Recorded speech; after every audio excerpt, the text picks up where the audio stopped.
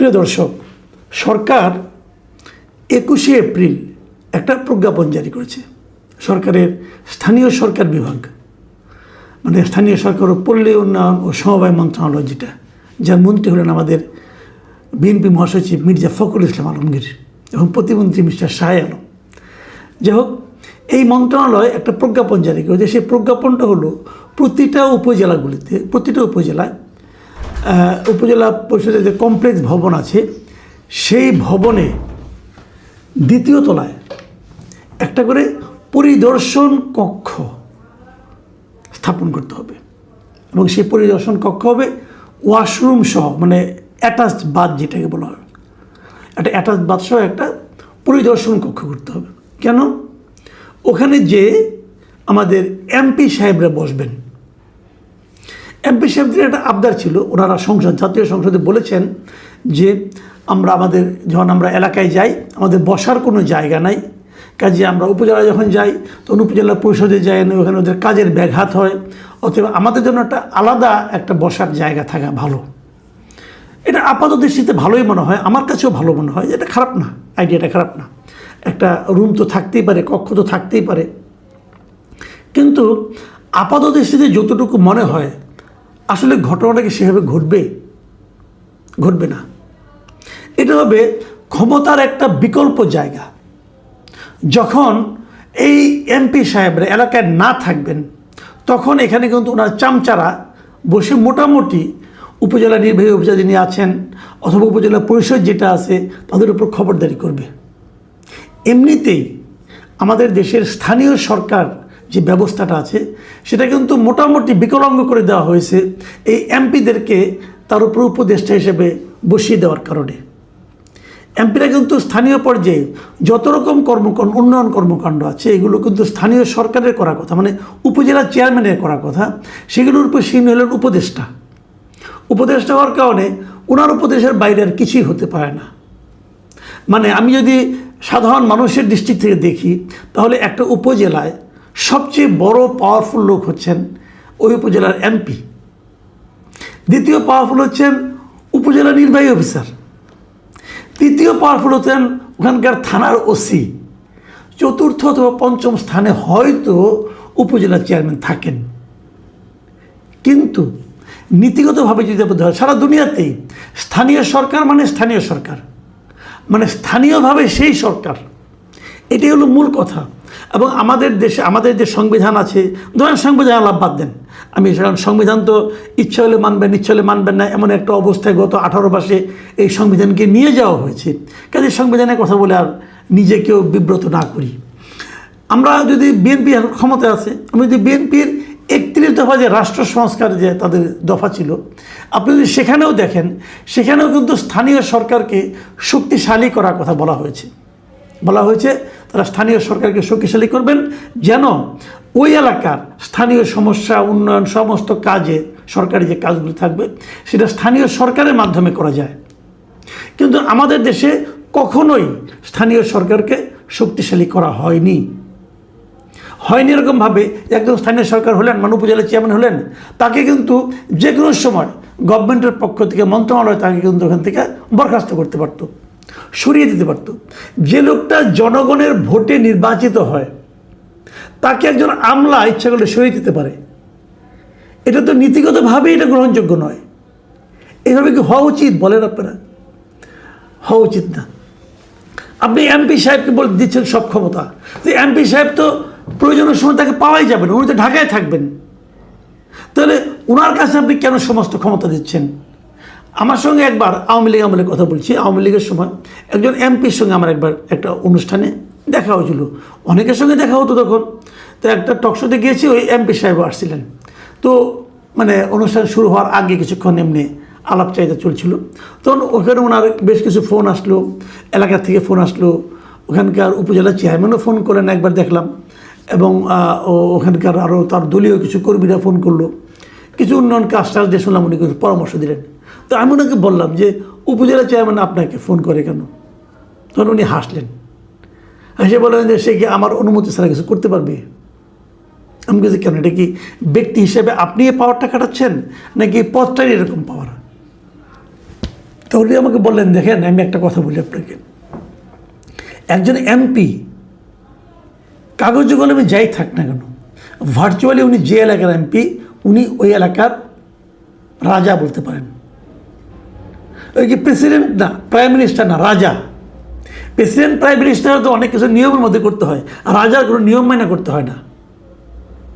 একজন এমপি ওই এলাকার রাজা। তো একজন এমপির যে কি বিপুল ক্ষমতা, এটা আপনাকে আমি বলে বোঝাতে পারবো না। উনি কিন্তু নিজে একজন এমপি এবং ওই ক্ষমতার উনি ভোগ করেন। এবং উনি মোটামুটি আমার পরিচিত ছিলেন এবং মোটামুটি একটু আমি তাকে সৎ হিসেবেই জানতাম, তুলনামূলকভাবে আর কি। ক্ষমতা এগুলো তো কেউ সৎ থাকেন না, তো ধরে নিচ্ছি উনি তুলনামূলকভাবে ছিলেন। এবং উনি আমাকে বললেন যে এই ক্ষমতাটা আমাদের দেওয়া উচিত না। আমি নিজে এমপি হয়ে বলছি, আমাদের হাতে এত ক্ষমতা থাকা উচিত না, একজন ব্যক্তির হাতে এত ক্ষমতা এটা উচিত নয়, উনি বলছিলেন। তো আমাদের এমপিরা এবার যারা এমপি হলো, আমরা কিন্তু একটা আন্দোলনের মাধ্যমে, অনেকে এটা বিপ্লব বলেন, আমি এটাকে একটা গণ আন্দোলন বলি অথবা একটা অভ্যুত্থান বলি, যাই বলি না কেন, এই আন্দোলনের মাধ্যমে আমরা একটা স্বৈরাচারী সরকারের পতন ঘটিয়েছি। এবং আন্দোলনের মাধ্যমে প্রাপ্ত যে সরকার এসেছে তারা একটা নির্বাচন দিয়েছে। এই নির্বাচনটা, যদিও আমি এই নির্বাচনটাকে অসম্পূর্ণ নির্বাচন মনে করি, বিকলাঙ্গ নির্বাচন মনে করি, কারণ এই নির্বাচনে একটা বড় দল অংশই নিতে পারেনি। তারপরেও যতটুকু নির্বাচন হয়েছে মোটামুটি ভালোই ভোট হয়েছে, খারাপ হয়নি।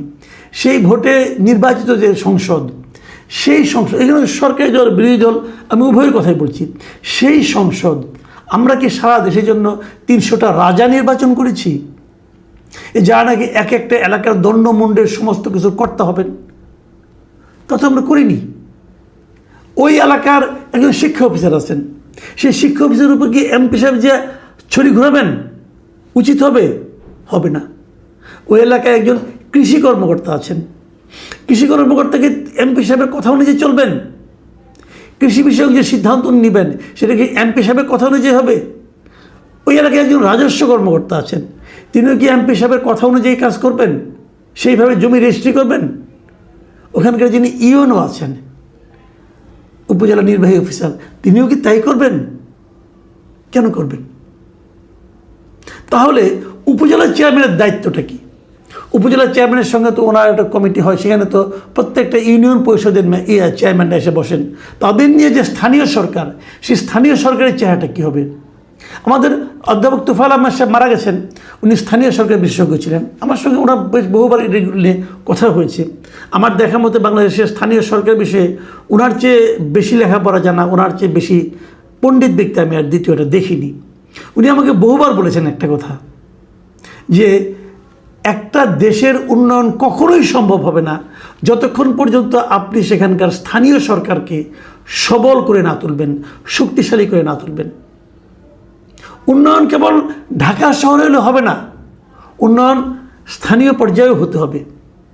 আপনারা ভাবুন একটা জিনিস, আপনার সারাটা শরীর মনে করেন শুকনা লিকলিকি, মুখটা মাথাটা ফুলে এত বড় হয়ে গেছে, এটা কি আপনার স্বাস্থ্যের লক্ষণ, নাকি অসুস্থতার লক্ষণ, নাকি রোগের লক্ষণ? সারা দেশ একভাবে লিকলিকে আছে, ঢাকা শহরকে আপনি সৌন্দর্যমণ্ডিত করছেন, এটা কিন্তু স্বাস্থ্যের লক্ষণ নয়। দেশে এবার উন্নত হবে না, বরঞ্চ আমি মনে করি স্থানীয় সরকারকে আরও পাওয়ারফুল করতে হবে। এভাবে পাওয়ারফুল করতে হবে যে স্থানীয় সরকার যে নির্বাচিত সরকার হবে তাকে যেন মন্ত্রণালয়ে তাকে যেন বরখাস্ত করতে না পারে, তাকে যেন মন্ত্রণালয়ে সাসপেন্ড করতে না পারে। একজন নির্বাচিত ব্যক্তি উনি ওই এলাকার সমস্ত উন্নয়নের কাজগুলো, স্থানীয় সরকারের যে উপজেলা চেয়ারম্যান, ভাইস চেয়ারম্যান এবং উপজেলা পরিষদ যেটা আছে, সবাই মিলে তারা যেন এলাকার উন্নয়নের জন্য কাজ করতে পারেন। কোন এলাকায় একটা ব্রিজ দরকার, এটা উপজেলা চেয়ারম্যান জানবেন, এমপি সাহেবের জানার দরকার নাই, এটা এমপি সাহেবের কাজ না। মেম্বার অফ পার্লামেন্ট আইন প্রণয়ন করবেন, এটাই আইডিয়াল নিয়ম। আমাদের এখানে মেম্বার অফ পার্লামেন্ট যারা হন তেনারা এলাকার রাজা হতে চান। এই রাজা হওয়ার মানসিকতা যতদিন পর্যন্ত আমরা দূর করতে না পারবো ততদিন পর্যন্ত কিন্তু হবে না। এই রাজা আবার কি জানেন, এই রাজা আবার ট্যাক্স দিতে চায় না। এমপি সাহেবরা কিন্তু যেখানে টোল দিতে হয় না, ওদের কিন্তু টোল দিতে হয় না। কেন টোল দিতে হবে না? উনি এমপি হয়েছেন তাই, মন্ত্রী হয়েছেন তাই। ওনাকে সে মানুষটা উনি কি ভোট দেওয়ার সময় 3টা ভোট দিতে পারবেন? ওনাকে তো আমার মতো একটা ভোট দিতে হবে। আমাদের সংবিধানে যেটা বলা হয়েছে, দেখুন মাঝখানে ওনারা একটা আইন করে নিয়েছে, আইনটা এখনও আছে, যে তারা ট্যাক্স ফ্রি গাড়ি দিবেন। মানে আপনি একটা গাড়ি কিনতে গেলে আপনাকে ট্যাক্স দিতে হবে, কিন্তু এমপি সাহেব একটা গাড়ি কিনতে গেলে ওনাকে ট্যাক্স দিতে হবে না। যদি এবার মৌখিকভাবে সব এমপিরা বলেছেন তারা ট্যাক্স ফ্রি গাড়ি নেবেন না, প্লট নেবেন না, যদিও বলেছেন, কিন্তু এটা কিন্তু এখনও আইনটা কিন্তু এখনও রয়ে গেছে। আমি মনে করি এই আইনটা বন্ধ করা উচিত। তা না হলে আমার বিবেচনা ছিল এটা একটা অশ্লীল আইন। সংবিধান বলেছে সকল নাগরিকের সমান অধিকার, আর এমপি সাহেবের অধিকার বেশি, ওনাকে ট্যাক্স দিতে হবে না কেন? এখন তারা চাচ্ছেন আমাদের একটা গাড়ি দিতে হবে, যে গাড়ি নিয়ে আমি সরকারি গাড়িতে চড়বো। কেন? আপনাকে তো যাতায়াত ভাতা হিসেবে 70,000 টাকা দেওয়া হয়, তাহলে এই টাকাতে আপনি কী করবেন? আপনাকে যদি সরকারি একটা গাড়ি দেয় তাহলে 70,000 টাকাতে আপনি কী করবেন? আপনি গাছেরটাও খাবেন, তলারটাও কুড়াবেন? এটা হয় না। আমি মনে করি সরকারের এই ব্যাপারে, আমি এখনও মনে করি, আমি মাননীয় প্রধানমন্ত্রীকেও বলছি যে ওনার মধ্যে, ওনার কর্মকাণ্ড, ওনার কথাবার্তায় আমার কাছে মনে হয়েছে উনি সাধারণ মানুষের পর্যায়ে থাকতে চান। এবং আমি বলবো আপনাকে, আপনি যেখানে থাকতে চান আপনার মন্ত্রী এমপিরাও যেন সাধারণ মানুষের পর্যায়ে থাকে, সেই ব্যবস্থা করেন। ওই এক একটা জায়গায়, এক একটা এলাকায় এক একজন রাজা হিসাবে নিজেকে চিন্তা করার যে মানসিকতা, এই মানসিকতাটা ওনাদের মাঝখান থেকে দূর করার দায়িত্ব এই সরকারের, এই প্রধানমন্ত্রীর।